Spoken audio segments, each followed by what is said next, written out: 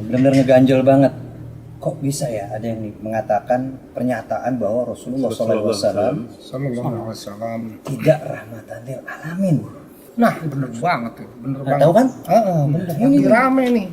Ana juga merhatiin nih. 1-2 hari ini di jagat medsos itu ada seseorang yang menyatakan bahwa rahmatan lil alamin itu ada fase di mana Rasulullah belum bisa mewujudkannya. Ada kalau nggak salah 40 tahun dia bilang. Nah, iya ini. 40 tahun belum bisa mewujudkan karena beliau masih soleh untuk dirinya dan keluarganya. Kemudian 13 tahun masa di Madinah belum juga bisa mewujudkan karena masih dalam tekanan. Nah, barulah rahmatan lil alamin itu tercapai setelah tercapai yang namanya khilafah nubuwah kalau nggak salah dia sebut. Itu gimana kira-kira Ustaz? Ya, Ustaz, coba pencerahan ya Ustaz.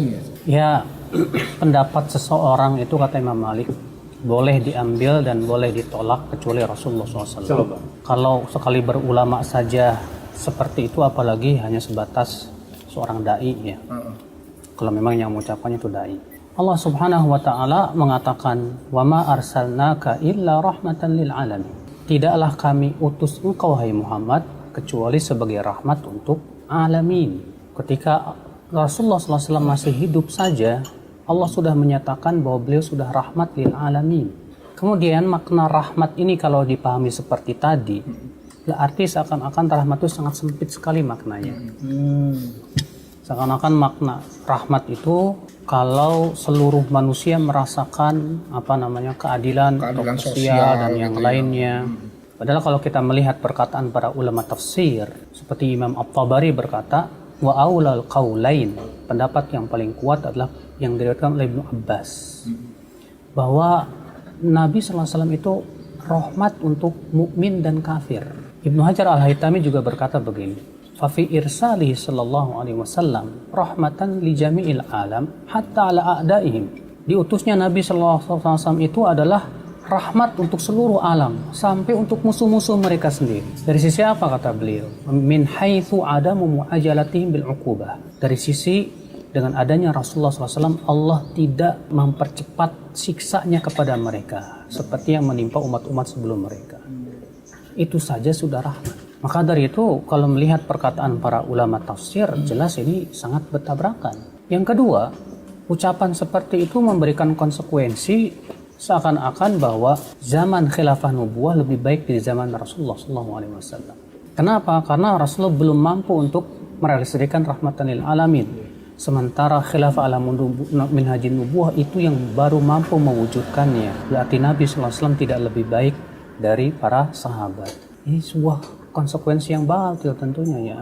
Maka kita wajib yakini Rasulullah SAW itu rahmat untuk seluruh alam semesta. Diutusnya beliau saja sudah rahmat. Dengan adanya beliau, manusia melihat kebenaran, cahaya nubuwah, cahaya ilmu, cahaya hidayah. Dari situlah kemudian manusia mengambilnya. Orang-orang kafirnya pun dapat sebagian rahmatnya.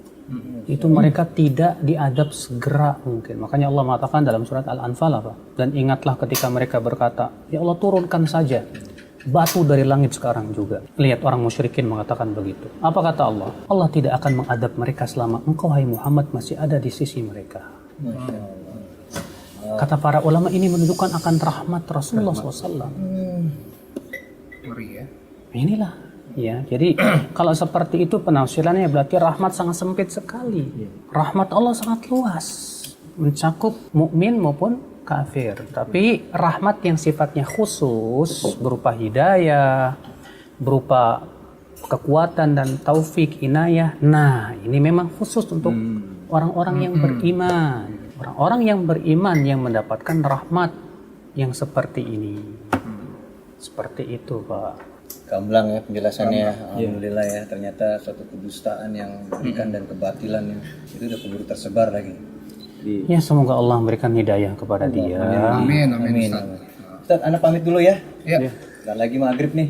Ya, duluan ya. Baik. Ya, Ustaz ya. Assalamualaikum. Waalaikumsalam warahmatullahi wabarakatuh. Kopinya Masya Allah. Assalamualaikum. Mantap kopi tamu.